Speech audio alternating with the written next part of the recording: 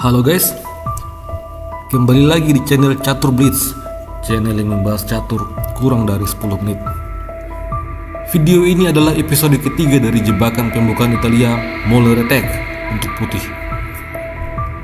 E4, E5, kuda F3, kuda C6, gajah C4, gajah C5, C3, kuda F6, D4, Moller Attack. Varian gajah mundur telah kita bahas sebelumnya.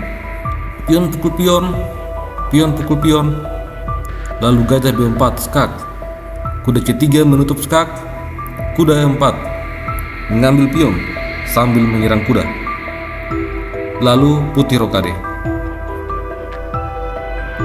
Pada dua episode sebelumnya kita telah membahas apa yang akan terjadi jika kuda mengambil kuda.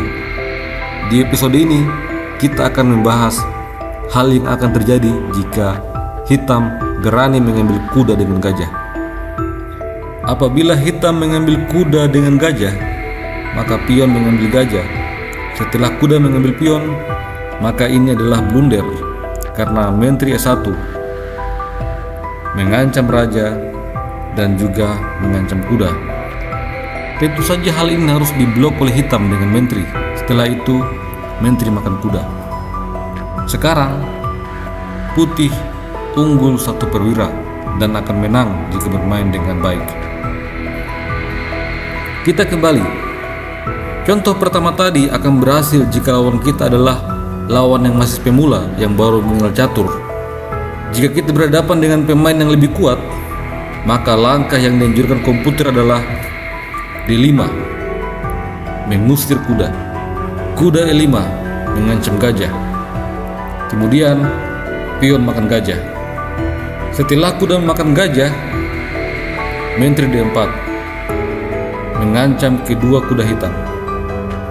Pada posisi ini, langkah terbaik bagi hitam seharusnya adalah rokade, membiarkan salah satu kudanya diambil oleh putih. Setelah menteri memukul kuda, kuda mundur menyerang menteri, lalu menteri F4. Sekarang posisi akan lebih seimbang. Namun demikian, terdapat jebakan yang sangat menarik pada posisi ini. Jika kuda E ke D6 bermaksud untuk menjaga kuda, maka menteri makan pion menyerang benteng. Langkah pertahanan seperti benteng F8 tidak akan berhasil karena setelah benteng ke 1, maka ini adalah 6 langkah mati untuk kemenangan putih. Hitam bisa mencoba bertahan dengan menteri E7. Setelah benteng makan menteri, raja makan benteng, gajah G5 skak. Sekarang raja harus mundur ke E8. Setelah itu benteng ke E1 skak. Kuda terpaksa menutup skak, benteng makan kuda skak. Kuda terpaksa menutup skak, lalu benteng makan kuda skak mat. Bagaimana jika skak ini ditutup dengan kuda? Maka hal yang sama akan terjadi. Kuda menutup skak, benteng makan kuda. Kuda menutup skak, benteng makan kuda. Menteri menutup skak, gajah G5.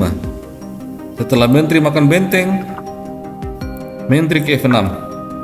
Tidak ada yang bisa menghentikan skak mat di petak D8.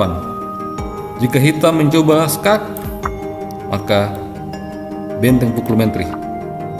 Ini adalah skak mat. Bagaimana jika kuda C yang mundur ke D6? Maka kita harus membalas dengan menteri makan pion. Langkah terbaik bagi hitam seharusnya adalah menteri ke F6. Jika hitam salah melangkah dengan benteng F8, maka ini adalah kesempatan bagi putih untuk menang. Setelah benteng ke E1 melakukan shadowing pada raja, maka menteri menutup. Setelah itu kuda mengancam kuda. Hitam mencoba F5 mengadu menteri. Menteri mundur ke H6 sekaligus mengancam pion. Benteng G8 F3 menyerang kuda. B6, pion makan kuda, lalu kuda makan kuda. Setelah itu Menteri H5 skak, benteng G6, kuda makan pion. Posisi ini tentu saja putih jauh lebih baik. Oleh karena itu, setelah Menteri memakan pion, maka hitam harus menjawab Menteri F6 mengadu Menteri. Terjadi pertukaran Menteri, kuda memukul Menteri, lalu benteng E1 skak. Jika hitam menghindarkan rajanya ke F8, maka gajah H6 skak. Raja harus pindah ke G8. Setelah itu benteng E5. Ancaman skakmat yang sangat jelas. Oleh karena itu, langkah terbaik bagi hitam pada posisi ini adalah kuda F menutup di E4. Setelahnya kuda ke D2 menantang pertukaran kuda F5, F3. Lalu hitam kode pendek. Setelah itu pion makan kuda, kuda makan pion, kuda makan kuda, pion makan kuda.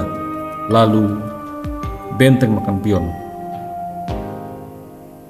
Sekarang posisi akan lebih seimbang, namun putih memiliki perkembangan yang lebih baik. Selain itu, raja hitam pun telah terekspos. Jangan lupa untuk subscribe untuk mendapatkan video-video terbaru mengenai jebakan catur seru lainnya. Salam James Unasumus, sampai jumpa kembali pada video selanjutnya.